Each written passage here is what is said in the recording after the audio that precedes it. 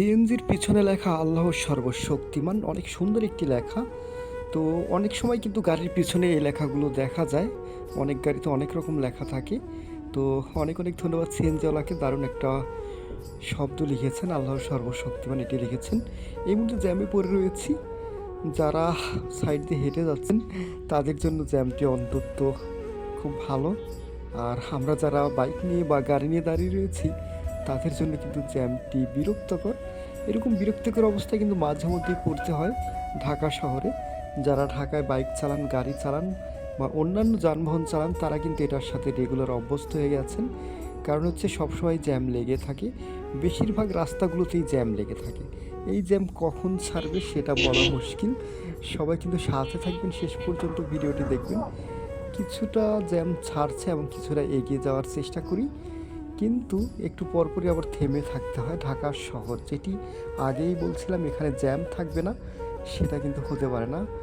ডান পাশে একটা হাইস গাড়ি রয়েছে সাদা কালারের, সামনের সিএনজি এখনও সেভাবে দাঁড়িয়ে রয়েছে। এই ফাঁকা দিয়ে কিন্তু কিছু কিছু লোকজন চলাচল করছেন, দেখতেই পাচ্ছেন আপনারা। তো এই জ্যামটা কতক্ষণে ছাড়বে সেটার অপেক্ষায় রয়েছি। কিছু কিছু গাড়ি রং সাইড দিয়ে আসে, সে কারণেই কিন্তু জ্যামগুলো লেগে থাকে। বেশিরভাগ ক্ষেত্রে অটো রিক্সা, সিএনজি এগুলোর জন্যই কিন্তু জ্যামটা লেগে থাকে। দেখতে পাচ্ছেন কিছুটা জ্যাম ছেড়েছে, কিন্তু রাস্তার মাঝখান দিয়ে যারা যাচ্ছেন তাদের জন্য কিন্তু জ্যাম একটু বেশি লেগে থাকে। দেখতে পাচ্ছেন তারা গাড়ির সামনে দিয়ে কিন্তু হেঁটে চলে যাচ্ছেন। যদিও গাড়ির গতিগুলো অনেক কম, সে কারণেই যেতে পারছেন। গতি বেশি হলে হয়তো বা যেতে পারতেন না, কিন্তু এই মুহূর্তে যেহেতু গাড়িগুলো থেমে থেমে চলাচল করছে সে কারণে কিন্তু তারা পারাপার হতে পারছেন রাস্তা। যদিও অনেক জায়গায় ফুটওভার ব্রিজ রয়েছে, সেগুলো আমরা ব্যবহার করি না, কেন জানি না।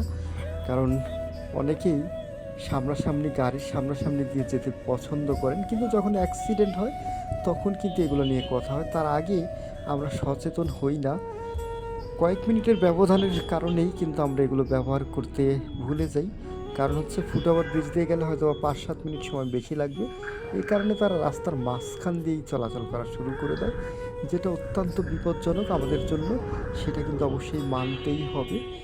কারণ হচ্ছে ফুটওভার ব্রিজ দিয়ে আপনি যখনই চলাচল করবেন এভাবে রাস্তায় যানজট পড়বে না বা এত রিস্ক নিয়ে কিন্তু আপনাদেরকে চলাচল করতে হবে না।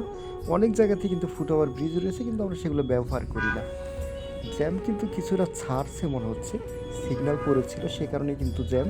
ঢাকার বেশিরভাগ জায়গাতে এখন ডিজিটাল সাইন বা ডিজিটাল ট্রাফিক সিস্টেম ইনস্টল করা হয়েছে।